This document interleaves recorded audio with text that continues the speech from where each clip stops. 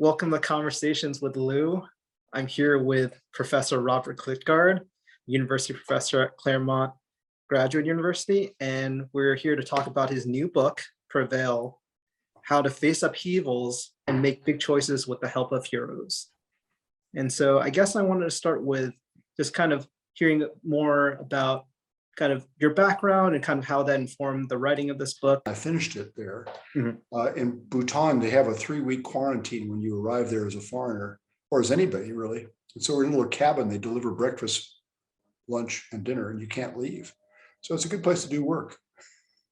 And but the book began when somebody gave me a book called The Imitation of Christ by Thomas à Kempis, who wrote this in 1441. For a bunch of monks in Germany, where he was kind of the number 2 guy who was in charge of keeping the monks trained. And it's called the second most read book in Christianity, probably more in Catholicism, after the Bible. But you read this book and it's shocking. It basically says, life is not where you want to be. What you should be is dead. So as far as you can impersonate being dead while you're alive, please do. Because the world is a terrible place, avoid it. And I read this book, and I called the friend up who gave it to me. I said, what's up? What would you give me this for? She said, well, I thought you'd be interested in it. I said, but it seems completely wrong to me. So the next day I spent some time trying to write an extension of the argument of Thomas à Kempis. Yes, the world's a dangerous place, but our obligation is neither to spurn it or to grab it, but to live in it with all its imperfections and all our imperfections and try to do something more. And that was the genesis of this book over a period of time, reading more, learning more, thinking more, and then having the time in Bhutan to just finish it up. Oh, that's lovely. I mean, when I was reading it, I was thinking what was unique about the book is that it's not a conventional self-help book per se, but rather it really interconnects your work and development with kind of advice on how to improve yourself as a human being. And so, yeah, I was just curious to kind of just hear more about kind of how that really informed your worldview, just kind of your work through your entire career and just helping lead anti-corruption efforts and kind of just the world of development. Well, it didn't inform that work because that work was well before this, but there are a couple of themes in common. And one of the themes is that if you face a big upheaval as an individual or as a country, and you have to make a transformative decision. Should we change our whole economic strategy? Should we change our form of government? Those decisions are things that you really can't track using statistical regularities across countries or people. Those are decisions that depend on who you think you are and recognizing that the choice you make as a country, 10 years from now, you're going to be a different country. Or the choice you make as a person, you're going to be a different person. So how do you make a choice when you don't know the person you're making the choice for, and it happens to be you, or it happens to be your country?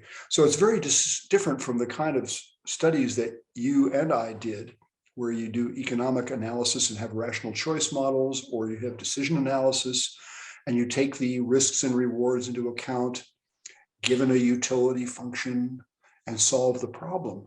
This one is where the utility function is going to be different 10 years from now. And where we really can't project, we don't know what the probabilities are. So how do we make decisions under those conditions? And that's what this book is about. And the echoes it has to some policy choices are this, that the idea that you as a psychologist or an economist or a sociologist or whatever you happen to bring to the table, the idea that you can tell somebody else, this is the best choice, not a good idea. And much better is to say, you have unique problems, unique contexts, but I think you can learn a lot if you look at other contexts, other people facing similar problems. And so I think that's true of countries as well as individuals. So that's a connection between the two. I know you use that term called convening in chapter 8. And I guess that's really, I'm not sure if that's a term that was used before, but I mean, I think it's really good just kind of showing where you don't talk about, well, I'm the all-knowing expert and I'm here to help, but rather you kind of show I have the expertise but at the same time, I want to be an equal partner because I want to acknowledge that you have a lot of experience in kind of dealing this problem and having the history to kind of share with me. Well, I know in your work with the sustainable development and environmental stuff, you run into a similar situation where there's local contexts that are absolutely crucial to solving or even improving the problem they're facing. And yet there is generic international knowledge about irrigation systems and about forests and about fisheries, where if people can be put into a mood to think about other examples, other data, other models in a respectful way that invokes their creativity, then you can make some real progress. And so this book and the other one called The Culture and Development Manifesto, which came out last year, are about, that's the more collective rather than individual version of this. That's about how we can not just say, give them the money, let the locals solve their problem. Or in personal terms, just give me the resources I need and I'll take care of it. Respect my autonomy. Rather, it says your problem has echoes and frameworks outside of your local situation.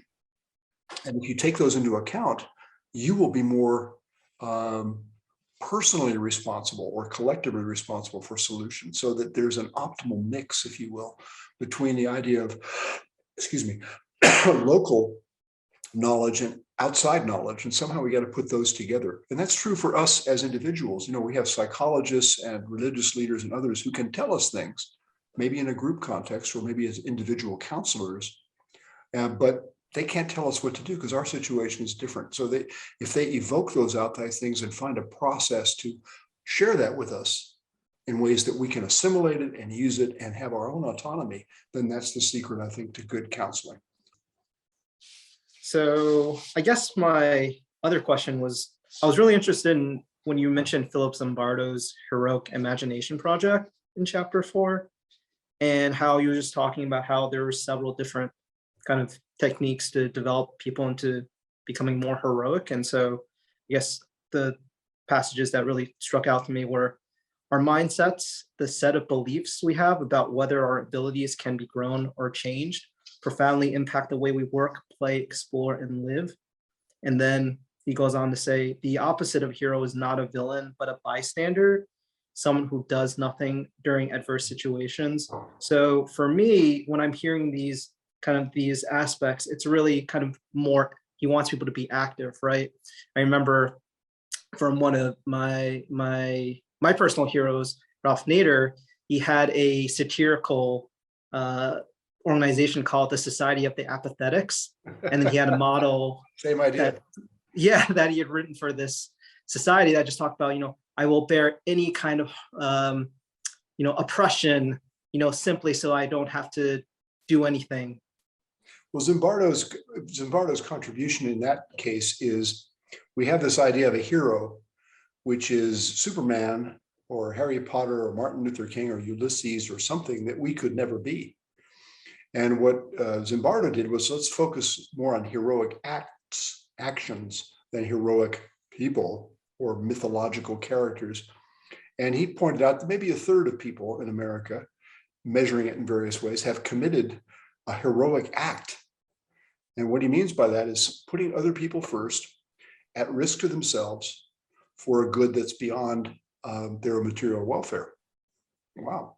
So then he thought, what characterized those people? And he and his colleagues studied them. And he found that they had this, what you said, they had a kind of attitude that I'm not just a watcher here in this world. I'm actually a person who can act. And when they realized that in a big way, maybe through a religious conversion or a political stance or an example of heroic work that they did in the military or in the health sector or somewhere else, when they realize that, then they can do that each day in small ways. And that's another lesson of this book that was interesting to me when I was doing the research, is that heroic acts can be very small. They can be every day. And the other side of the heroic acts that I really learned a lot from was that they don't have to be functional in the sense of, you're in my training doing policy analysis and evaluation and economics and so forth. They can be artistic. And what they mean by artistic is there's an aesthetic element to this, where the style with which you engage with everyday actions has its own message and its own importance. And I thought that is a super important way to approach this problem. So if we think about heroic acts and heroes, and we think of them aesthetically, what that means is, what is it that connects with us? What do we feel here? And what is it that enables us to deal with small and large things? But let's talk about small things in our own way, imperfect as we are, constrained as we are in our impacts, confused as we are in our ideas. Are there ways that in small ways we can live an artistically integrated life every day? And I think that when you think of it that way, wow, that is cool. Let me try that tomorrow. Let me see if I can do 3 things tomorrow that are heroic, maybe too strong a word, but that are aesthetically altruistic and outside myself in small ways that have a certain style and purity that I admire. And I think with that, we can, at least I think I can mobilize myself a little more if I have that in my head. Yeah, it sounds like you need to have like this level of self-awareness in order to kind of truly express yourself in a way that I think people really connect with. At least that's kind of my understanding. So there's just kind of the last part from Zimbardo where he was talking about learning the implicit and explicit biases. And I think that really ties into kind of what I had studied under you when we were talking about how you just have to kind of figure out first what your implicit and explicit biases are, and then you can finally change them. And then apparently people who are prejudiced are more likely to be bystanders. So it's kind of a win-win. Yeah. Well, I know you studied awareness in your, in your work overseas and here. You thought about that very hard, and not just thought about it, but aesthetically experienced it. And so you've been able to internalize to yourself how important that is and how strategic that is to your work on sustainable development and your work helping other people become more aware of sustainable development. So that connection, which you yourself are exemplifying, is the kind of thing I'm talking about. Yeah, I think that when you're talking to me about the artistic analogy, it's just really important to think about, even when you said that we were trying to kind of move away from thinking of heroes solely as the great people of history, what they've actually accomplished. It's kind of good to just show that you're able to appreciate and draw lessons from it rather than feeling like, well, I'm not measuring up per se. And I thought that was really inspiring. So that's really the key lesson. I was struck by a psychologist who had 2 mentors when he was a graduate student who just blew him away. And he figured, wow, I got to know more about how these people can do this. They're so self-aware, but also not self-conscious. They're so confident and they're so engaged with their work. So what could be their type? And he came up with the idea that it wasn't just these 2. The more he studied it, he found there's a whole typology there. And the crucial characteristic of these people is that they're doing something that matters for its own sake. Not because it has some material reward, even not that it has an impact on, social change. Maybe that's how they got in there, but the fact that they're doing it and they're creating it or they're making it or they're writing it or they're digging it or whatever they're doing matters for its own sake. And I think that's another good clue for us when we're thinking about ourselves in times, especially in times of upheavals or big decisions. If we ask the question, in my life so far, what has been something that mattered for its own sake? And sit down and take a deep breath. Nietzsche recommended that you sit down and spend a lot of time and go through your stages, 15, 18, 21, whatever old. What were the things that mattered, not extrinsically, but intrinsically? And Nietzsche claimed that if you write those down, you will see a ladder there that you can climb up as you make your big decisions now. That's a form of self-awareness, I think, if you think about yourself. And I think that's a very useful tool. Yeah, I was just going to think about how when you're just kind of looking at accomplishing something for example, if you're someone who is very career driven, you're looking at, well, if I accomplish A, B, and C, I will get that promotion or I'll get that higher salary. But in reality, I guess, just from my personal experience, if you're really just doing it because you want to do it per se, you're actually ultimately more successful than if you just think, well, I'm just doing this merely as a means to an end. Exactly. So, yeah. I was impressed there was a philosopher I studied long ago named Moritz Schlick, Schlick, German logical positivist in the 1920s. And Schlick in those days wrote a paper which said that philosophy, maybe others have said this too, philosophy is like building a boat in the middle of the sea while you're trying to float. So the idea that it was not a construction site over here where you could make your philosophy. You have to live at the same time. So that was what I knew of Schlick. And I came across a paper of his called The Meaning of Life. Wow, 1927. So I looked at it and it was remarkable. Despite its sober title, it had this very jaunty style. And basically he said, don't think of life as work. Think of it as play, because play is something you do for its own sake. It's true, we have teams that play to win. And sometimes you have goals to set when you're doing individual excellence workouts or running or anything else. But the reason you play is because you enjoy it. And he said that model is the one I want you to have about your own life, that the things that really matter to you are things that you can do as if they were play. And you'll see that theme throughout the book, where many authorities, psychologists, philosophers, religious leaders will find this idea that, the old saying of Confucius, if you find something you truly love, you'll never work another day in your life. And so that idea is one that is hard for us to find if we are thinking, oh my God, what's my grand mission in life? And I'll never find it.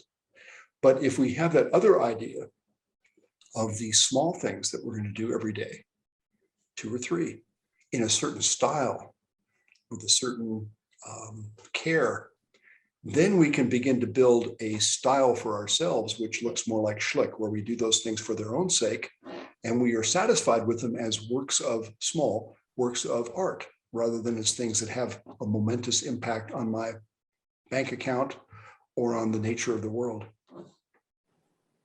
Yeah, and I think that might be one of the solutions to the increased automation of the workforce too, because I think the work that's going to be left is really creative activities that really need you to have kind of that play mindset that you were describing. Yep.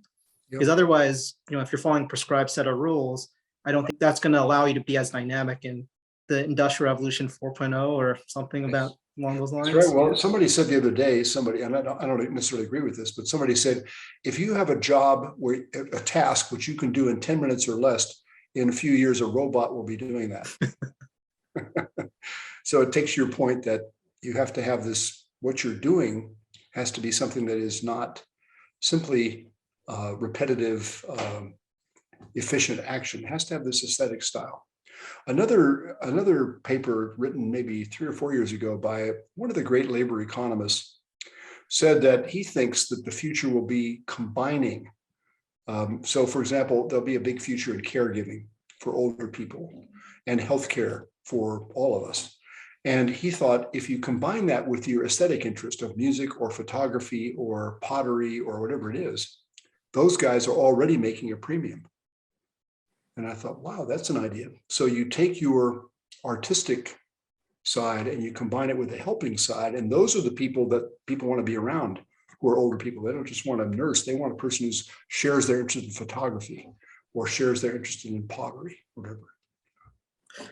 I was hearing about something that I thought was really intriguing, was that to solve the issue of kind of the housing crisis and then also the issue of loneliness in the elderly, they kind of matched young people with the elderly who had free room and board, but they were there to kind of inspire and talk to the elderly.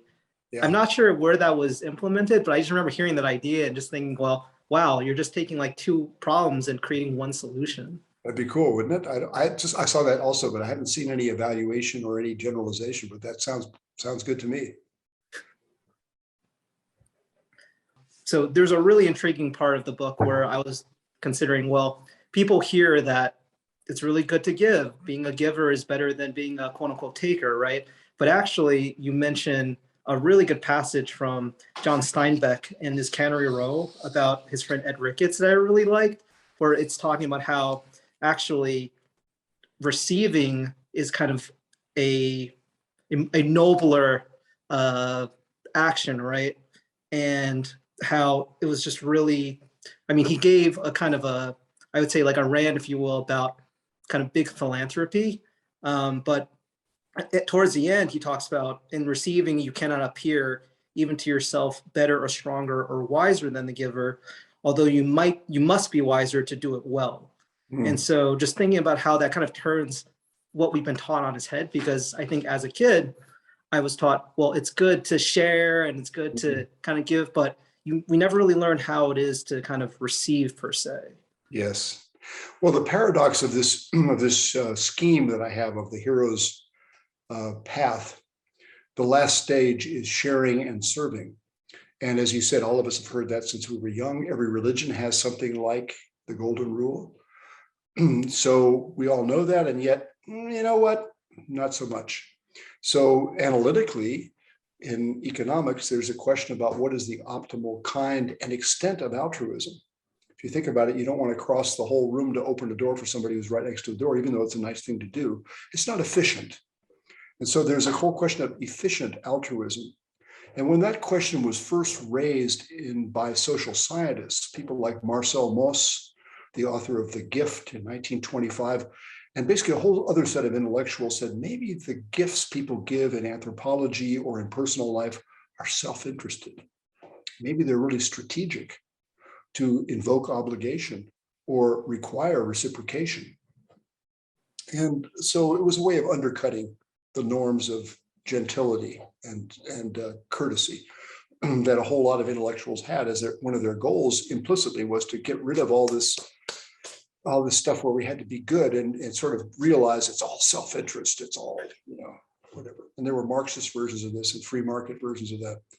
But the idea that Steinbeck had was similar to that. It was that a philanthropist spends 2/3 of her life or his life clawing the guts out of society, and then 1/3 putting them back in philanthropic contributions. And Steinbeck says, it's the same impulse, I think, not different.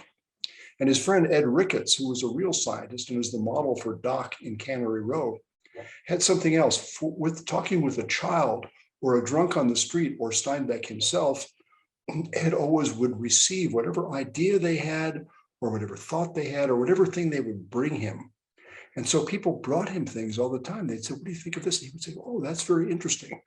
And you probably know people like that who are your teachers or your friends who respond to you, they listen to you, and they take what you give, not first thing as argue against it or criticize it, they appreciate it. They take your point of view. I'll give you one more example. When I was in college, one of my professors was the great philosopher John Rawls. And Rawls, who wrote The Theory of Justice, was amazing in class because he would get questions from juniors in college about his work. And they would say, Professor Rawls, idiocy 1, idiocy 2, idiocy 3. And they would say these absurdities.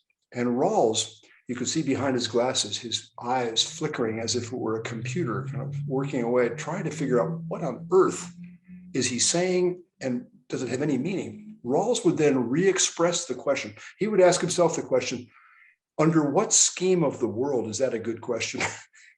And then he would re-express the question brilliantly. And the student would go, oh yeah, that's what I was asking. And all of us would go, really? And then he would answer the question, or at least locate the question. And I thought that was a great example of listening with charity as well as genius, because he was a genius. But he wasn't doing what a lot of philosophers and others intellectuals do, which is show how smart they are by beating the question down. I don't even understand what you mean. It's not even exactly wrong. You probably heard that. But instead, listening to the question, appreciating it, as Steinbeck said about Ricketts, as if it were a gift. Somehow this question is given to me right now. How can I make the best of this question? And isn't that a wonderful lesson for all of us? If we can be good receivers of the gifts people give us, metaphorically speaking, their ideas, their passions, their achievements, whatever they're doing, if we can receive those with that kind of perspicacity and sympathy, then this is a great gift. And so I think Steinbeck is exactly right. It doesn't mean that we shouldn't try to give with what we do in our lives. It doesn't mean the golden rule is wrong in any way. It just means that as a day-to-day tactic, if we start thinking of ourselves as the givers or the teachers or the ones who have it, and those poor people don't, you know what that breeds? It breeds arrogance, it breeds disrespect, it breeds classism and racism. And so we've got to avoid that, putting ourselves above these other people, even if in some sense they do need that. They are ignorant, they are displaced, they are in need.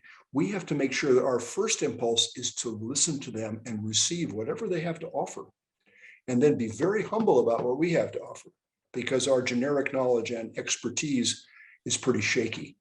And so it's a chance for us to do both. And I think that's one of the themes of this book too, is the idea of both and. We have to be both experts, no reason not to be. You've got a great brain, use it. And we have to be aware that we really don't understand the problem. We don't know what they want. We don't know their situation. And so we bring our expertise in the humblest possible way, in the way you talked about earlier with convening. We bring our expertise in a way that helps them, A, evoke their knowledge and interests, and B, utilize whatever it is we have, imperfect as that may be, in ways that they can really own it and then do what they want with their own autonomy intact. I think it's really interesting that you bring up Rawls, because I think it shows up in his philosophy of empathy, where he talks about creating the society where you have no idea who you would be born as. And I think that kind of speaks to your personal experience with him, just kind of thinking, in what universe is this question even like a good question per se, right? And I did see his method break down when in graduate school. I went back to graduate school and I'd been a student as an undergraduate, and he came to teach a module at the Kennedy School of Government, which on his book, A Theory of Justice, for public policy graduate students for 8 weeks. And so he asked me to be his TA. So I said, sure. So the first week of class, there was a guy who was not there the first week. And what we were doing is reading his book with him, maybe 20 people. And this student came the second day of class who hadn't been there the first week. And he goes, one of these very urban guys goes, Professor Rawls, I wasn't here last week, but could you just summarize your book in a minute for me? Give me the executive summary of your book. And I watched Rawls do his thing, you know, with the computer doing its best to figure out under what world is that a good question. And after about a minute, the computer failed. And he could not figure out a way that question was a good question. He said, I really can't.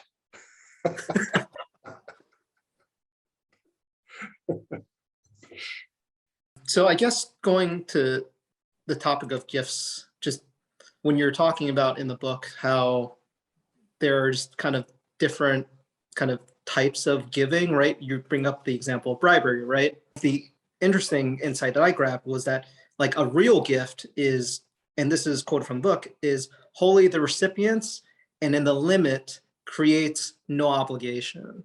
And so I think that was a really great contrast in terms of kind of solving that philosopher's dilemma where, you know, is there really true altruism? Do gifts really have no strings attached? And really brings up divine grace, right? That's kind of where I was thinking about when I read this, was just the idea that it's given freely, no obligations. You are happy to accept, and that's really all there is to it. It's just given, it's given freely. Mm-hmm. The man who wrote the greatest book on this subject is John T. Noonan, who wrote a book called Bribes. Noonan was a great judge as well as a law professor at Berkeley.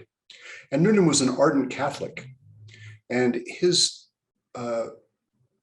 interest in this problem was partly motivated by the idea that the works versus grace idea. There is an idea in all religions that somehow you got to earn your way in here. You know, you got to be good to get merits or to get, I don't know, get things which will help you get somewhere. And then opposed to that is the idea that no matter how far you get, infinity is infinitely far away. And so what you need is something different, which is the idea of grace. And so Noonan was making the point that there is an idea of transactionality in doing good. And there's also an idea that there's not a transaction. You do it for its own sake. So it connects to what we're talking about earlier about things that are truly dignified of our attention, are things that matter for their own sake to us. And that may be different for you and for me and somebody else, but it's intrinsically valuable. And this is the lesson of the psychologist and all the things in the book I cite from religion and psychology about this testimony to this idea. Well, Noonan makes the same point about gifts. So when you give a gift for its own sake, a gift is identified by the fact that I have tastes and I know you, and I know your tastes, and I declare that this gift is an identity or a correspondence between our tastes. It's an affinity that my gift declares. And what a wonderful thing to receive from somebody who's listened to you and knows enough about you, and also has discrimination from her own side or his own side, to be able to pick out something that really is meaningful to you. I'm sure you've had people in your life, it wasn't about gifts, it's about ideas or about teachers or about something else, or counselors, where you've met people who understood you and at the right moment came up with the right thing that they happen to know about or happen to be able to do, and it corresponded to exactly what worked for you at that moment. And that's a declaration of friendship, appreciation, and in the limit, as Noonan says, it's a declaration of love. And I think sometimes you really express surprise because you didn't realize that they had this insight about you. And I guess it really does brighten up someone's day to realize that they were understood under whatever circumstance, to be able to kind of receive something that was so meaningful to them. And so when you see that, and we go back to that aesthetic thing of what you can do every day, the people you know, if you step back and say, what do they need? And it might be nothing right now, but at some point you see somebody going through something, and if you know them well enough, then you provide something small that declares an affinity between you and them. And that helps them is not the right word. It inspires them, it reinforces them, it supports them.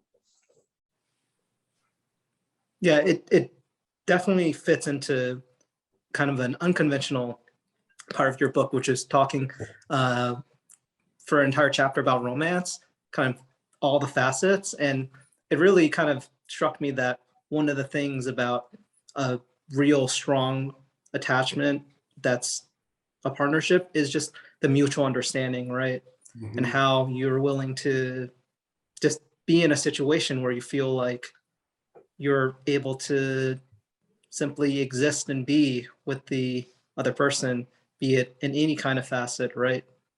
And so the big difference between the romantic relationship and the friendship relationship mm-hmm. is that there's something more, and that is sexuality, which the philosophers and the church fathers and others have not done a good job with, from ancient times to modern times. And the book relies on a British novelist and philosopher, Iris Murdoch, as the one who opened my eyes to the fact that if I'm writing a book about purpose and meaning and flourishing and prevailing, and I'm leaving out sexuality and romance, what am I doing? And so that really triggered me a few years ago, 3 or 4 years ago. So I started reading into this. First, I read the great philosophers and theologians and pretty arid stuff, and then started reading other things from really historical and biographical things. And I found the examples that are, I hope they're amusing in the book and entertaining, of people like Vladimir Nabokov and his wife, Eva, and John Stuart Mill and his paramour partner, Harriet, and others have this characteristic. They have a shared purpose that's outside of themselves. And it's true that they also have, we don't know about John Stuart Mill, but we think they also have this great physical passion. And the point Murdoch makes is that the sexuality, the concreteness of it, is essential to understanding something real about life itself. And I thought that was a profound point, that we are physical beings, and there's something about this amazing experience of having sex with someone you love and getting your mind blown that is not just in here, it also resonates out there. At least that's the proposition in this book. And so the book really has 2 pieces of advice for lovers and potential lovers is first to be attentive to this, not just as something completely different from the noble part of your life. It's not like going on let's say, a huge thrilling ride where you come down a roller coaster and get yourself scared to wits. It's not like that. Or it's not like a great drunken orgy where you have these tremendous sensual experiences and pass out. It's something that connects to something very human and very important about love and the things we were talking about earlier about other people having something that is outside yourself. Iris Murdoch calls it unselfing. It unselfs you. And that means it's fundamentally not egotistical. And that is a mind blower, but it's not innocent. And I think this is another part that's so important about understanding this.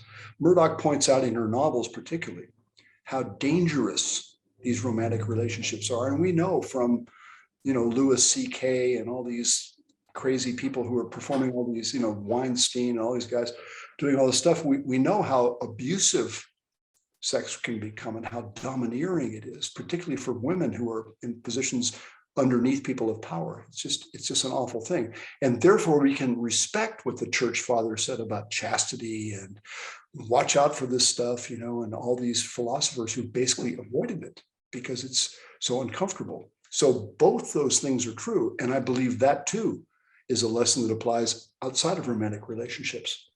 That the heroic thing is intrinsically dangerous, doing something that is for its own sake, but it doesn't mean, oh, I got it for my own sake, everything's smooth now. Nope, you're in a crazy, sinful world. And you're going to be buffeted around, and the only thing you've got going for you, your small levels of talent, or big, your small levels of talent, and this idea that, you know what, this is worth it for its own sake. And you keep on that line, and all the rest of it will still be there. You're not going to resolve that.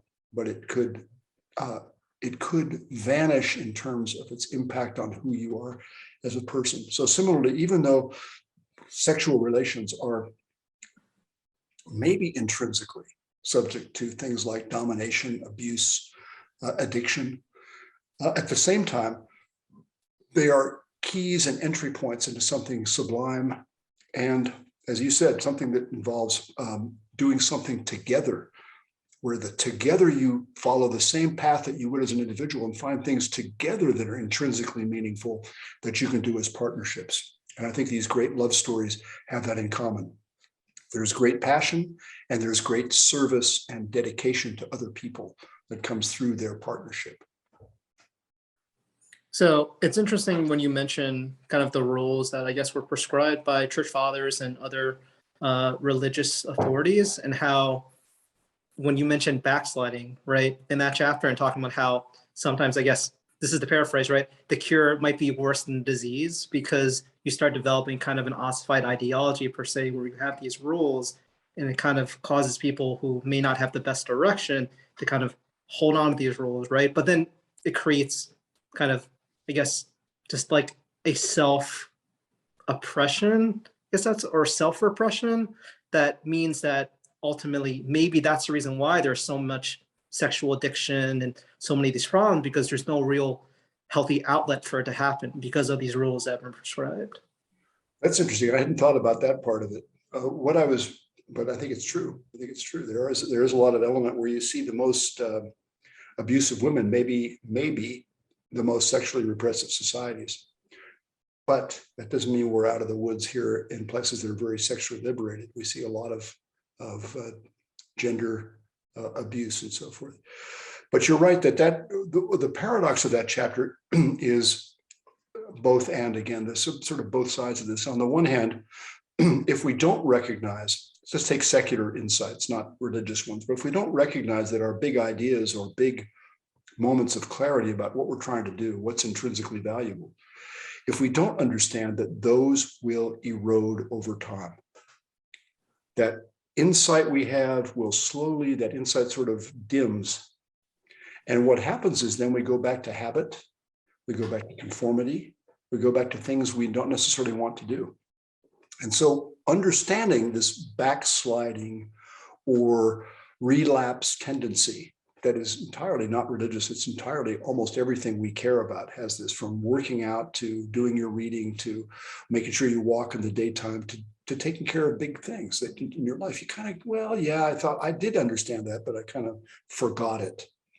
And so throughout history, schools of thought, philosophers, schools of religion, and others, think of sports teams, have disciplines they do to keep us aware. So we work out certain ways, we practice certain ways. There are certain group conventions and guarantees.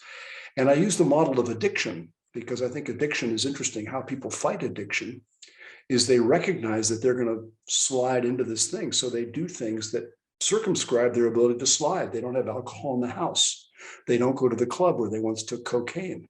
They don't wear certain kinds of clothes and so forth. So there's ways of self-limiting, and then there's ways of together doing things that we can help each other and be accountable to each other that helps us from sliding and losing it. But as you said, the point is sometimes that sometimes the prevention devices that we use to avoid backsliding can then rise to a point of a controlling society where you're not allowed to say certain things. You're not allowed to believe certain things. You're not allowed to go out with these kinds of people. You can't wear these clothes because we know what happens when you do. You backslide. And those societies are some of the most oppressive societies in the world. So the trick is taking it away from totalitarian societies to ourselves. How can we prevent backsliding without setting up artificial doctrines, procedures, which themselves are unheroic, unreligious, unworthy of our deepest beliefs?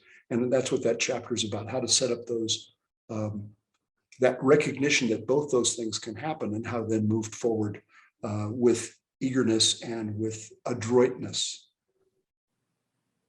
And so I guess that falls into another question, which is for me, the question of identity. So when we're talking about trying to avoid kind of this situation where we're copying how someone has actually lived their lives, but kind of where does the inspiration from a hero end and emulation begin? Because I'm trying to figure out when you're taking these lessons from these great people or from heroic actions, how can you kind of separate that from just feeling like you're just kind of becoming doctrinaire and just imitating what they're doing, which I think is a very tough thing to kind of get a handle on, I think, especially in the modern age.